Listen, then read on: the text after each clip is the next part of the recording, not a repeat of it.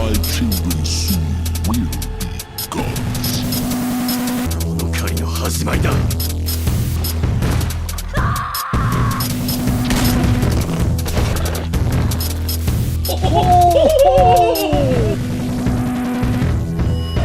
You and I have both worked the night shift, like overnight stocking and overnight work and all that. We've both worked that. Mine was in possibly the least creepy environment imaginable for a night shift, though. Yeah, you were mostly they working. Never dim the lights in a grocery store, so it looks exactly the same as when it's open, and there's literally people like around, like there's someone just an aisle over from you at all times. We did talk about possible ghosts and ghosts encounters and stuff that people saw while they were working at night and stuff, but never really got super creepy, to be honest. I think the creepiest time I ever had was when they sent me to do stuff at the fruit snacks, which are like the back rightmost corner of the store, while everybody else was working on stuff at the back leftmost corner of the store. So that was like the only time I felt kind of isolated and a little creeped out, you know? Okay. Well, I've had like one or two instances where, you know, I've been working late. It's like 2 a.m. and I had to like go out back to like, but most nights they had the light on and all that out by like where the trash bin was and everything. You know, you had to take the trash out and throw the trash out and like dump out the bin and everything. And here's what I did. I did that, and there were a few times like I would go out there, I'd look, and the light wouldn't be on. I'd be like, huh. And as I'm walking out there, you know, like most nights, like when the light was off, like nothing would happen. There were other nights. There was one night I heard this commotion behind the alcove where the dumpster was. And I was like, what was that? And I'm not one of these stupid people in the horror movies where I'm just going to go looking. I'd be like, what was that? I need to go check it out. No, no, I ain't stupid. Instead, I hear it. I'm like,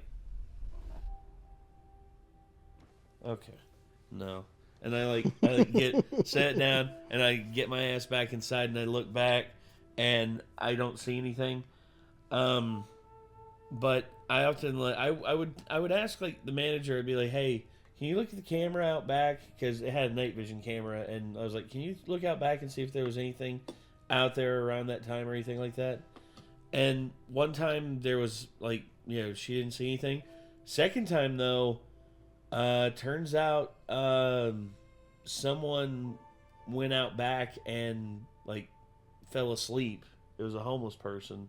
Went out back and fell asleep behind the thing, and they like saw them get up and walk away around like 3 a.m. like about an hour after I went out to dump out the trash. Holy, like, and here's the thing. I'm not gonna say the guy was like a murder hobo who was just like gonna like murder me and like all that, but just the fact that someone was there and I didn't know about it until later, I was just like, ooh, sent a little bit of a chill down my spine. Yeah, mostly when I had to take stuff to dumpsters, it was at the mall. So, I mean, you have security patrolling the mall. You don't really have to worry about weird people showing up and just loitering, because security will run them off eventually. Yeah.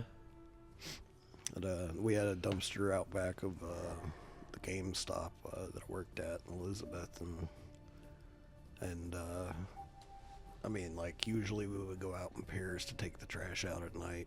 It was mostly because I worked with almost entirely a staff of women other than my manager. So, like, they were all creeped out to go out by themselves, so they would always ask whatever dude was working with them to come with them, you know, or whatever other person was working with them to come with them. So that was understandable. Yeah. I mean, going in pairs is always a better thing, but we didn't really have that option because it was often just me and the manager and like one other person. And that one other person was like manning the storefront. Then there was me in the back, and then there was the manager who was like back in the office doing manager things. I don't know.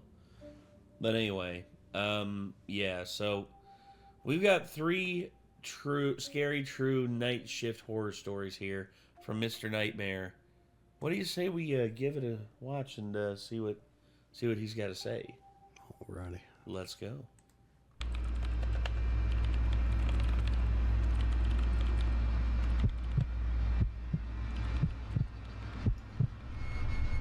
My name is Cadence. I work the closing shift at a small dive bar in the quieter part of my town. The place is right off the highway, but the parking lot also has a back entrance that's available to the general town. It's nothing fancy, just a dimly lit spot where the regulars know each other by name, and the jukebox has been playing the same rotation of classic rock for years. Most of our customers are locals, truckers passing through, and the occasional lost tourist looking for a stiff drink. I like it though. The routine is predictable, the tips are surprisingly decent, and I've learned how to handle the usual bar crowd. The talkers, the flirters, the quiet drinkers, and the ones who just want to be left alone. Weekends are obviously a lot more hectic, but the thing about working during the week is that I'm expected to work my night shifts alone. I don't even get a bar back to pop in now and again. Yeah, it's obviously easier work and slower during the week, but I miss the company of my coworkers. I tend to be pretty vigilant during my shifts because we do get the occasional bar fight considering the kinds of crowds we attract. That's why I clocked the guy immediately. It was sometime after 1 in the morning on a Tuesday when he walked in. If I had to guess, I'd say he was in his late 40s, but he was extremely clean cut and well groomed. Not the kind of look you'd expect from a guy his age in an area like this. He was wearing a black turtleneck underneath a black trench coat. Definitely well dressed, but casual about it. Shady Nasties? The Dynasty's asshole. Thank you for that. He's out of here. I'm not sure how to explain it, but he had this aura of sophistication about him that makes you think of money. Real money. Not the loud look at me kind. He glanced around slowly before walking swiftly over to the bar and taking a seat. I also remember him having oddly good posture, but that's neither here nor there. When I walked over, he glanced at the bottles behind me and ordered something top shelf without hesitation. As I was pouring his drink, he asked me if I liked working here with a smile on his face. It was a normal enough question, so I answered him honestly. I told him yeah and smiled back. I then made a joke about being a bartender or something. I wish I could say I got a creepy vibe from him, but that's not the energy he was giving off. He genuinely seemed like a stand-up guy, kind of like the single dad at his kid's baseball game that gives the whole team a high five. He chatted with me for a bit, which I didn't mind since the bar was pretty quiet at that point. Eventually, he asked me if I ever thought about doing something bigger, which I admit was somewhat bizarre. Again though, not a totally creepy question given the nature of the situation.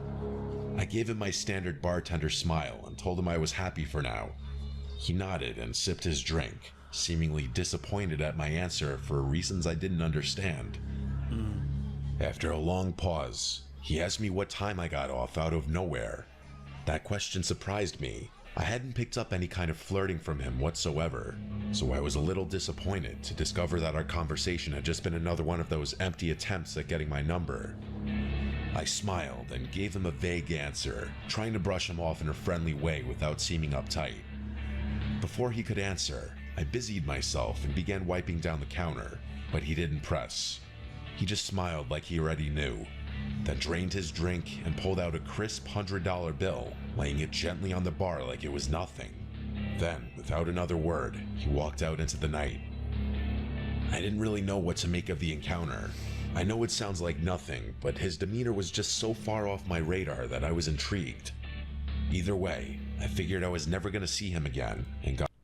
You know, one thing about this bar that really, this saloon that really sets it apart from everything else? Big furry doggo on the front porch. Look at that. Look at that bar right there. It's also the Liar's Bar. Yeah, true. People playing card roulette there, probably. More than likely. Dude, I'd get a no limit hold'em game going. Be like, all right, there's the flop, there's the river, and there's the turn, there's the river. All right, turn them over. Hey, house wins again. Next thing you know, they pull out a knife and be like, "House does what again?"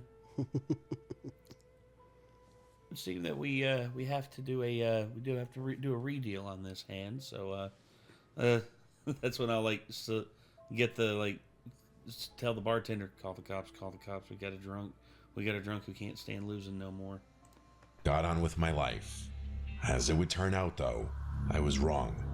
About a week later, he came back. Only this time, he wasn't alone. There was a woman with him. She drew my attention since I hadn't seen her before. She looked like she was in her mid-30s and was dressed in a way that didn't quite match her age. Trendy, but off, like someone trying a little too hard to blend in with a younger crowd. I watched her closely as the two of them approached the bar.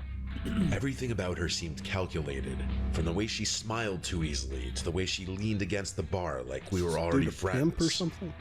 As I was setting down napkins in front of them, the very first thing she said to me wasn't a hello or a drink order, but a compliment.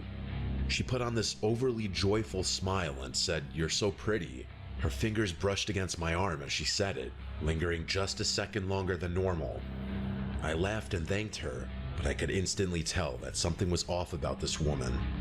The man didn't speak, which I thought was also a little strange given that he had been so talkative last time.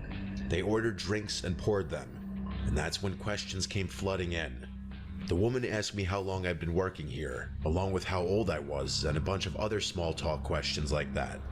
I answered in short, polite sentences, but I got the sense that this wasn't small talk. She was studying me. At one point, she looked over at the man, and it seemed like they were communicating despite not speaking.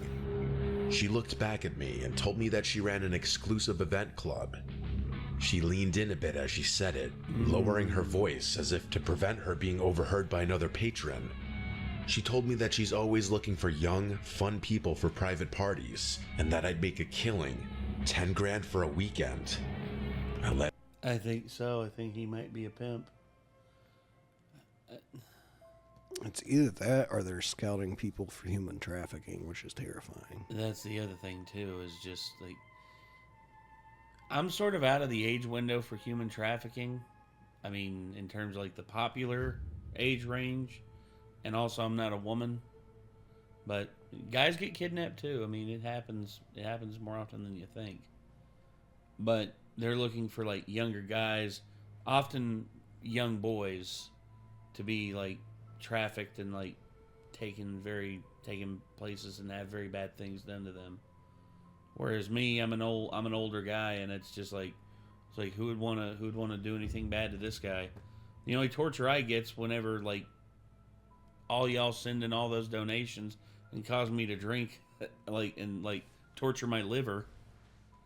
But yeah, this is looking pretty suspect right here, because she's telling her about these event clubs, and it's like you make $10,000 a weekend. It's like, doing what? That's too good to be true. It's like, doing what? Bartending? I mean, if you think I can make $10,000 a weekend doing bartending, cool. But if you're asking me to like get freaky, hold on. What if they're inviting her to be a part of a P. Diddy party? Well, be part of the freak-offs. So that's the thing is like, it sounds too good to be true, but there would be a part of my brain that would be like, are they just trying to scalp attractive bartenders to send to like bartend for like really rich people parties? Maybe. But I don't think that would be the case. I don't think people would do that.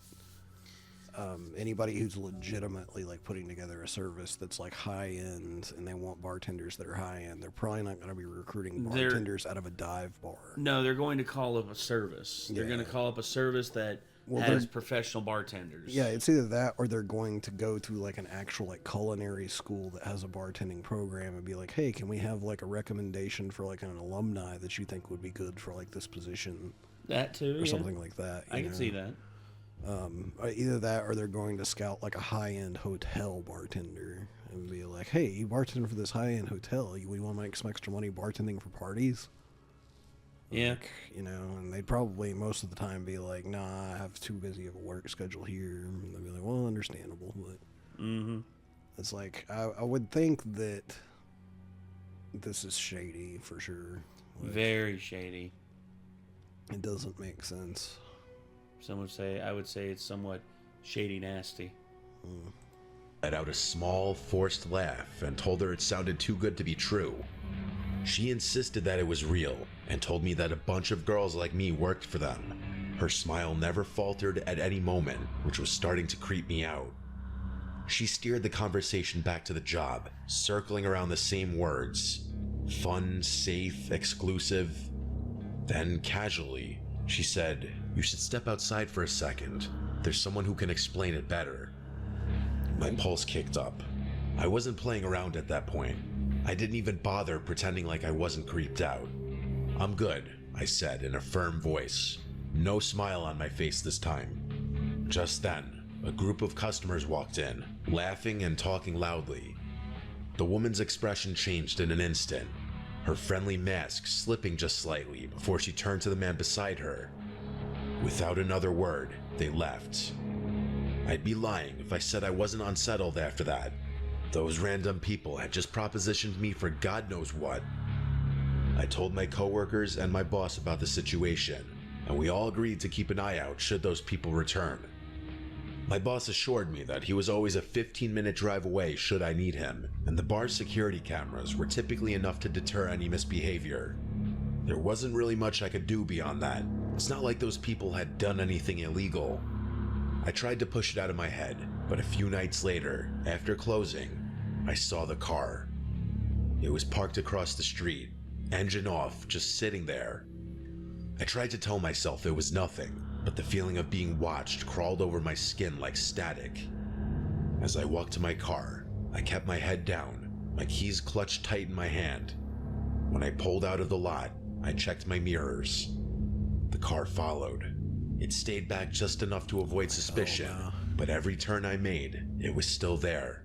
Drive to the I police took a station. random turn. Yeah, drive to a police station. Drive out front of the police station and lay on your horn. Exactly.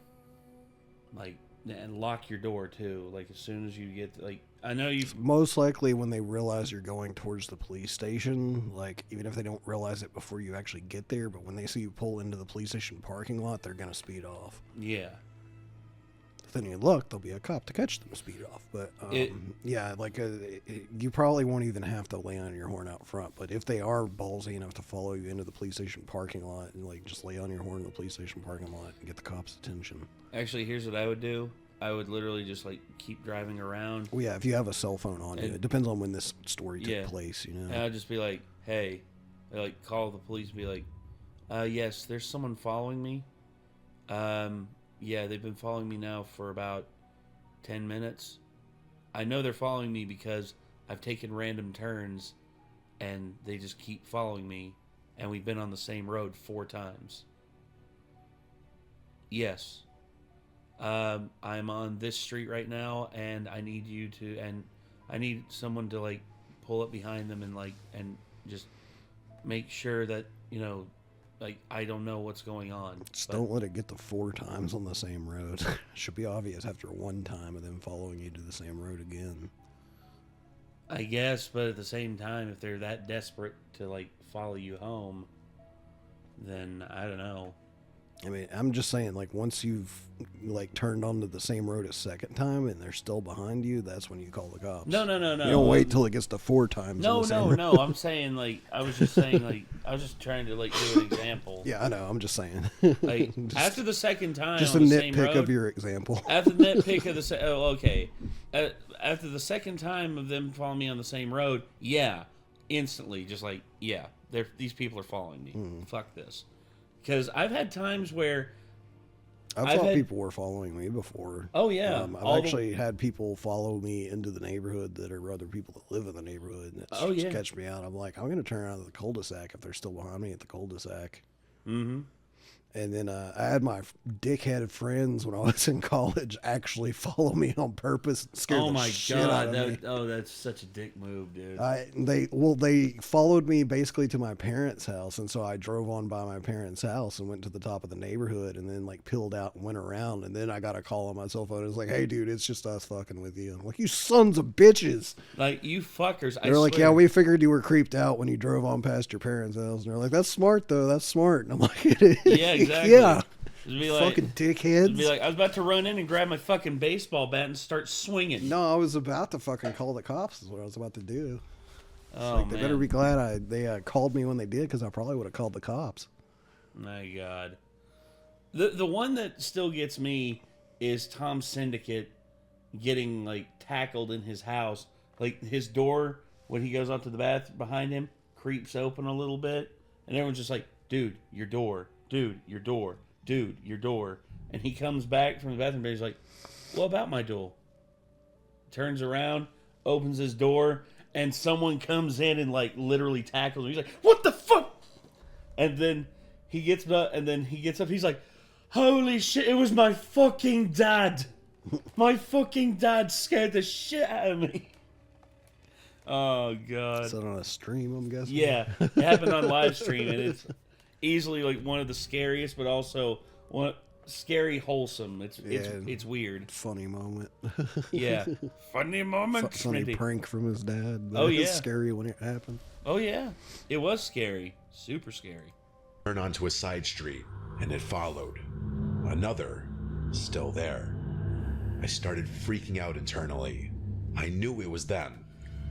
I forced myself to stay calm, to think. Then, without hesitating, I navigated and pulled into the parking lot of a police station, gripping the wheel so tightly my knuckles practically turned white. The second I pulled in, the car sped off. Told you. Nothing happened after that for a while, but I knew it wasn't over. It turned out I was right. It was a slow weekday shift, barely anyone coming in. By midnight, I was wiping down the counter, half thinking about closing early, when the door creaked open. It was the woman. I immediately sent my boss a text as inconspicuously as I possibly could. I looked back up, and the woman was staring at me with that same artificial smile. She walked slowly to the bar and sat down with her hands folded neatly. I was debating just telling her to leave when she said, "Thought I'd come check on you." My stomach started twisting, but I did my best to hide it. I told her we were about to close and that she had to leave, but she made this pouty face and asked for just one old-fashioned. I thought about denying her, but I figured pouring the drink would stall her long enough for my boss to arrive. So I turned around and got started, trying to keep my cool. And then I heard it. The soft, unmistakable click of the front door shutting. I whipped around. The woman was gone. I felt this awful pit in my stomach as I stepped toward the entrance. Through the glass, I saw it. A black van idling just outside. Without thinking, I locked the door as quickly as I could. But then, metal rattling from the back door. Someone was trying to get in. Oh shit. I didn't think. I grabbed the heaviest thing I could, a metal shaker, and clutched it like a weapon as I dialed 911 with my other hand. There was no way the police would get there in time, so I thought about making a run for it out the front door, but I didn't for whatever reason. Don't go towards that van. I was bracing myself for a fight when I saw headlights pulling into the lot. It was my boss. The sounds on the back door suddenly stopped, and a few seconds later, the van pulled out of the lot with a screech. I embraced my boss and told him what had happened, and he said he had gotten the license plate of the van as it was leaving. When the cops arrived, my boss reviewed the security footage with them. It was worse than I had imagined. Just before the woman left, the cameras had captured two masked figures crouching near the front door, waiting. There was another person in the back who was banging on the door with his fist, clearly trying to flush me out to the front. It was downright horrifying. To make matters worse, the plate number my boss had caught turned out to be unregistered. It's been quite a while since this incident, but no progress has been made. The only good news to come out of the whole thing is that my boss doesn't make me work alone anymore. Good. You want to know, here's the thing about shit like that. If I want to track these, here's the thing. I cannot like obsess enough over how much I hate traffickers like these pieces of shit. If I'm there and I see them I'm getting one of those like magnetic chip things, and I'm putting an Apple AirTag in it, and I'm throwing it and I'm attaching it to that van, and when the police arrive, I'm just gonna be like, here, yeah, and hopefully they won't notice it. And I'm sure they'll hear it hit the van though, so they might get out and check. Well, no, because that's the after they thing. think they're safe. No, imagine, if you will, like you start like throwing rocks at it and throwing rocks at their van, and just like you better get the fuck out of here, and like stuff like that. And then like at the last bit, you just like toss it, and like it attaches to the side of their van, and you make it black, and thus it'll make it harder to notice. And by doing that, boom, you got all of their locations. Like, that's what I would do if I was wanting to catch them and like dispense justice upon them, because freaks like that don't deserve to be walking around free. They don't. They deserve either to be rotting in jail or rotting in the ground. Period. It's just how I feel. Despite that, I'm still extremely uneasy anytime I'm scheduled for a night shift. I still question how they knew I'd be working alone. It doesn't make any sense. Even now, I often think about what would have happened had I given in to fear and run out the front door. You probably wouldn't be here anymore. You'd have probably never told that story. I used to work the night shift at a gas station / convenience store off a quiet stretch of highway. I say used to because after what happened to me a few months ago, I won't work a night shift again. It's a small station, the kind that barely gets any business once it gets late. Most of my shift was spent restocking shelves, wiping down counters, and occasionally ringing up a trucker or traveler passing through. I remember the whole thing vividly. It was just past 2:30 in the morning. By then, even the truckers had mostly dried up, and I was left with basically nothing to do. I scrolled mindlessly on my phone, trying to kill some time. At one point, I stepped outside for some air, rubbing my hands together against the cold. I exhaled a few times, watching my breath disappear in the cold. The parking lot was empty, just the pumps, the road, and the dark stretch of trees beyond. The neon sign flickered faintly, and I remember it being hazy out, like you could literally see the moisture in the air. Even with the highway not too far off, it was pretty silent out there. Right as I was about to walk back towards the store, I noticed something move out of the corner of my eye. I whipped my head around and realized there was a person standing behind one of the pumps. How had I not noticed him earlier? He was wearing a dark red hoodie with a hood up, and he had both hands shoved in his pockets. There wasn't a car in sight, so he obviously wasn't fueling up. The only thing was, he didn't seem to be heading towards the store either. He was just standing there, half turned toward the store like he was watching me. At first, I figured maybe he was waiting for someone, but something about the way he moved rubbed me the wrong way. He was kind of shuffling about in this circular pattern. I entered the store, but made sure to keep an eye on him through the glass. I kept track of him while pretending not to, hoping someone would drive up and pick him up or something. But after a few minutes, he started walking toward the door. Slow at first, then suddenly pushing inside like he'd made up his mind all at once. He walked up to the counter, but didn't say anything right away, just stared at me like he was sizing me up. Then, in a rushed, almost rehearsed way, he muttered that his car had broken down just before the pumps. He said he needed a jump, or maybe just a little gas to get to the next town. I was literally shocked. He wasn't even trying to make his story believable. Like, I couldn't believe he actually expected me to buy his BS story. I offered to call a tow truck instead. No, he said, too quick, shaking his head. He just needed a flashlight, maybe some help checking under the hood. Something was definitely off, that much was true. The way he spoke, the way he watched my reaction, it felt like a test. To be fair though, people walking into gas stations at that hour are usually a little strange, and I started wondering whether he actually needed help and was just an odd person or on something. I asked him where his car was parked, and he told me it was just beyond the highway entrance. I was obviously skeptical, but then he pointed at the monitor behind me. I turned to look at the screen, and to my surprise, there actually was a car parked out there. I thought to myself, oh crap, maybe this guy really does need help. And that's when... If he needed help, he would have come in immediately. Yeah. That's my logical deduction there. It's like, no, this guy, if he needed help immediately, he would have rushed in immediately, just be like, hey, man. It's trying to get you to leave the security camera so he can pull out a gun and get you in his car or some shit, probably. Yeah. When it hit me, I had literally just been outside, and I would have remembered a car parked out there. I glanced back at the monitor and saw the slightest movement near the car's back bumper. Someone was crouching just out of view. A cold wave of dread hit me.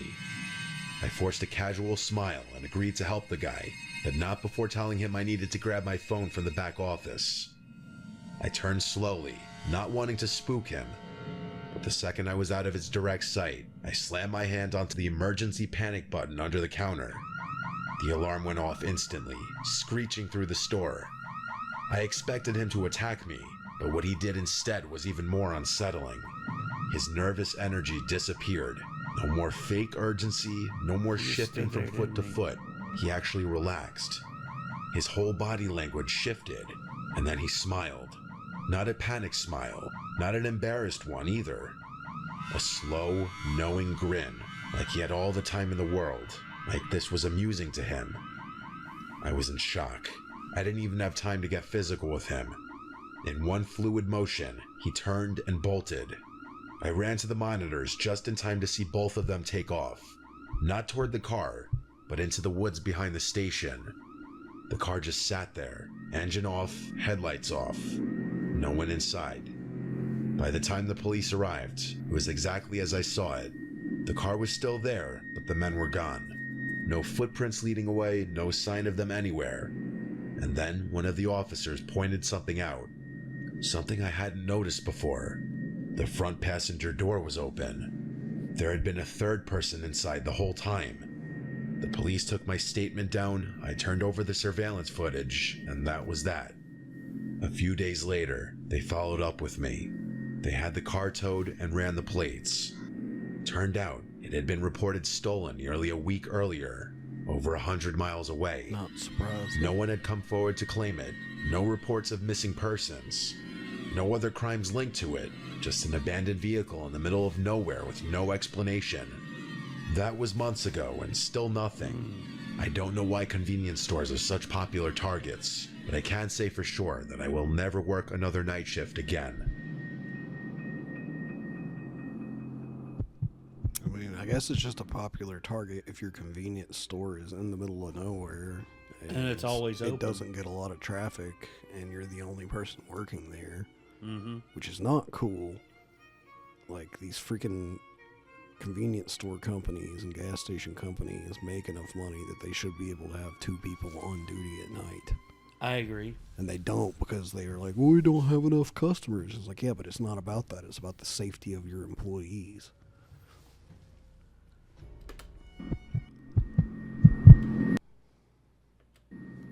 Sorry, the headphones are about to blow out. This happened a couple weeks ago. I worked the night shift at Walmart. It's not the worst job in the world, but after a while, it starts to feel like you're just floating through time. Yeah. The nights blend together. Same shelves, same routine, same dull hum of the overhead lights. SSDD. Hopefully something better comes along. I usually hang out in and stock the electronics section, which is nice because it's quieter Yeah. than the other areas. People don't exactly come rushing in at 2 a.m. to buy phone chargers and Bluetooth speakers. Most of the customers... Me, the one weird guy that showed up at Walmart multiple times at midnight being like, hey, do you guys have this video game that just released a few minutes ago? Yeah, they're like, hey, there's a Nintendo Switch over here, and I think I'd like to buy it. It's like, sir, we don't have any Nintendo Switches in stock. Actually, there is one in the case Remember over you here. told me about that Yeah. when that happened? And the the guy guy was was like- mad because he wanted it. Yeah, he was like, well, dang, man, he was upset. And then Ours another are guy either came night by. He was owls like, killing "Ah!" time or truckers grabbing last-minute supplies before heading back on the road. That's why I noticed him. At first, I didn't think much of it.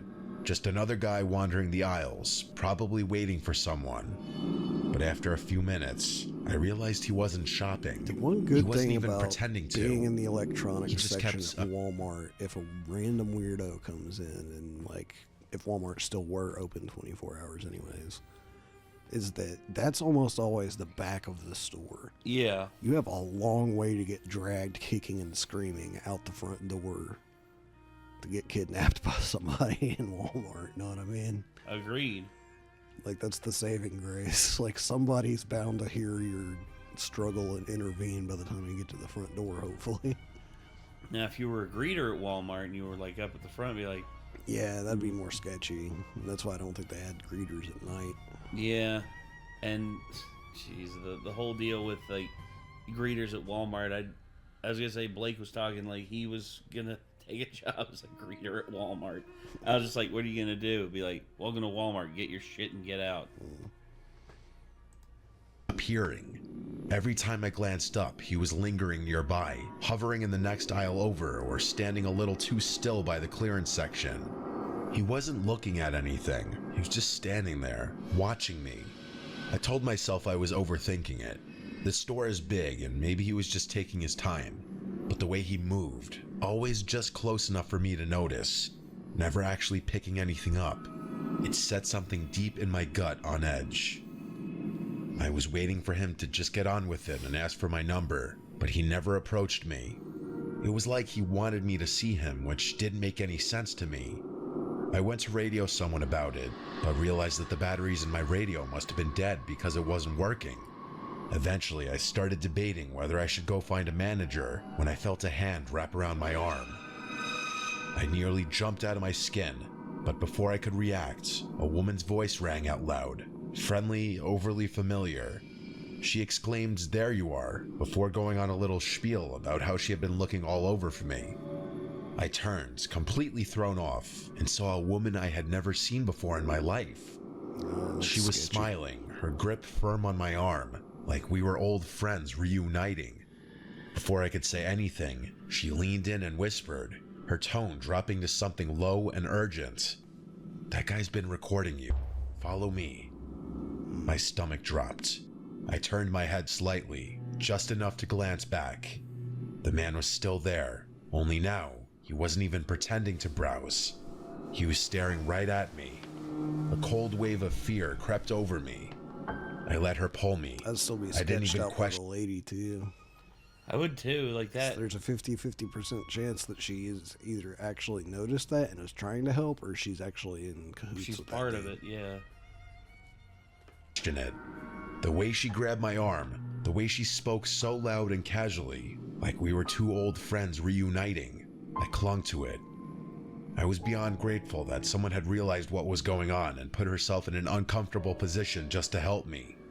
She kept up the act as we walked, rambling about something, maybe a trip she had taken, maybe an inside joke we supposedly shared. I barely processed the words. My thoughts were stuck on him. Had he really been recording me? That was creepy as hell. I wanted to know if he was still following us, but I couldn't muster the courage to turn around just yet. The woman steered me through the aisles, moving fast. I barely noticed where we were going, only that we were going, that the distance between me and that man was growing. In all honesty, I was kind of expecting her to quit the pretending to know me at some point, but she kept it up. At one point, it was getting a little uncomfortable, so I glanced behind me, and to my relief, that man was no longer following. The woman kept pulling me forward, though. I told her that we were good now, and that we should probably go find my manager, but she just squeezed my arm tighter, telling me that he was lurking somewhere. I thought to myself, so what? What's he gonna do in a store full of employees? She's towards the front, isn't she? Either that or she's bringing you somewhere what something bad can happen. I was obviously worried at first because no one was around, but now that I wasn't alone, I started realizing that there wasn't much of a point in being scared anymore. I told her this, but she continued moving. I told her I was serious and planted my feet, twisting my arm slightly to loosen her grip. "You can let go now," I said, but she didn't. She smiled at me, but something in it was off. "Come on, just a little further," she said, basically tugging me at that point. No. I glanced around. The store was basically dead. We had moved past the registers, past the self-checkout, past the aisles that saw the most foot traffic. The warehouse section loomed ahead, dimly lit and nearly empty. Beyond that was the side exit, the one without cameras. No. She dragged you to the place that they wanted you to go. One employees used for loading shipments. That's when it dawned on me. She was leading me straight to the exit. I didn't think. I screamed for help as I yanked my arm free of her grasp with all my might. She lost her grip just enough for me to pull free. I didn't waste another second. I turned and ran toward the front of the store. As I fled, she yelled out something behind me. She yelled for me to come back, followed by my name, which I hadn't given her. I kept running until I saw one of my coworkers who was running toward me, most likely reacting to my... Walmart employees have name tags, don't they? Some of them do. There's been some employees I've seen that don't have any. I mean, if she had one, like, the woman probably made a point of reading it so that she could use her name to try to, like, calm her down if that situation arose, but... Yeah. Either that or, like, they've literally been researching her for a while, which is even more creepy. Screaming. I told him to call security, which he promptly did. That woman was long gone, though. By the time I told my story to the security guards, that woman and that man were nowhere in sight. They reviewed the security footage, and just as I suspected, the woman and man walked into the store together. She had been with him the entire time. The man's face was clear as day in one of the frames, but hers was always turned away. I had a feeling she was the mastermind behind the whole thing, so I was infuriated that the cameras hadn't picked her face up. Every second of it had been planned. The police got involved and the whole thing went down as a failed abduction attempt. I'm still waiting for a resolution about it. That man should definitely be easy to track down given his face was caught on camera. I have no idea how that woman knew my name. That's what terrifies me the most. Those people hadn't just picked me at random. I was a direct target. Definitely creepy. Truly. Oh, man. Well, I think that's enough scary stuff for one night. So I'm gonna... Well, thankfully it's daytime now. Oh yeah, it is. Technically it's day, because... Well, the sun might not be up yet, but it's 6 a.m. Yeah.